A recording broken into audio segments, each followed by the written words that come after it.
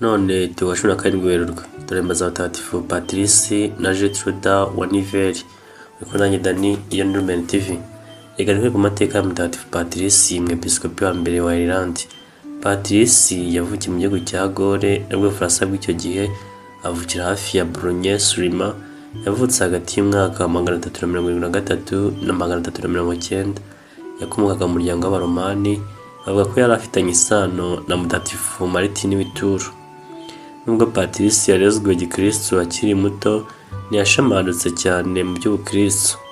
Ibyo ari byo byose, Imana yamutoye kare inamunyuza mu bigeragezo bitoroshye. Amaze kugira imyaka 16, yafashwe n'abajura bateye iwabo biba n'abantu. Abajura baturwaga mu gihugu cya Ireland. Abantu bashimuswe bari benshi, ajya kubakoresha imirimo y'uburetwa. Patrice rero bamujyana nawe Ireland, ubwo bamuha umurimo wo kuragira ingurube. Yiga cyane ururimi rwaho ararumenya, amenya ndetse n'imigenzo myinshi y'idini ryaho. Rimwe rero yararagiye, umumarayika w'Imana aramubonekera, amwereka aho acukura, ahasanga amafaranga menshi.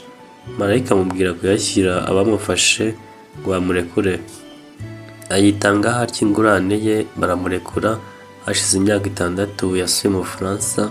Agezeyo nibwo yumvise agatima ke kamwerekeza mu by'ijuru, nuko asaba kwinjira mu monaki ba mutagatifu Martin. Agumayo ahamara igihe kirekire yiga ibitabo bitagatifu, hanyuma ahabwa ubusaserdoti. Amaze kubuhabwa yagiye i Roma, nuko papa amugira umwepiskopi, amwohereza kwamamaza inkuru nziza mu gihugu cya Ireland. Asubira ubwo muri Ireland, ajya kwigisha ivanjiri abari baramugize umugaragu wabo. Agenda yitwaje amagambo ya Paulo mutagatifu ngo ntukarakare kandi ngo ntukareke inabi ngo ikuganze, ahubwo yiganjishe neza. Azenguruka icyo gihugu cyose yigisha ivanjiri, anabatiza abatabarika ndetse n'amwe mu bategetsi bayoboka inyigisho za Kiliziya. N'ibigo by'abihaye Imana biriyongera cyane.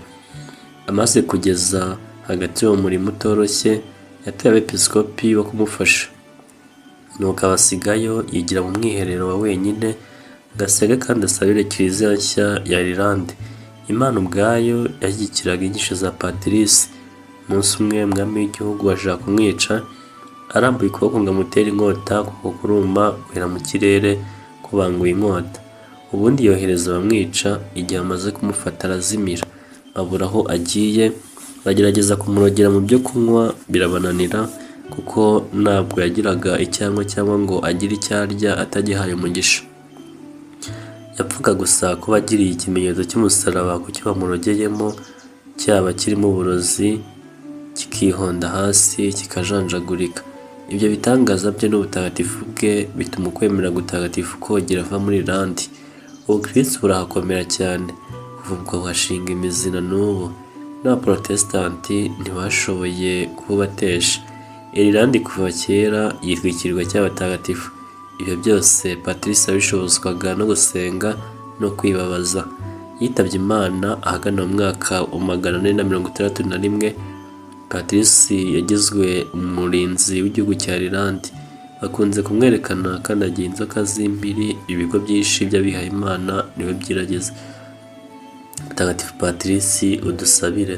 Dusoje twifuriza abahimbaza mutagatifu Patrice kujya muri mwihariko kugira umunsi mwiza. Namwe inshuti z'Imana kandi bana Bikira Mariya, komeze kugira umunsi mwiza.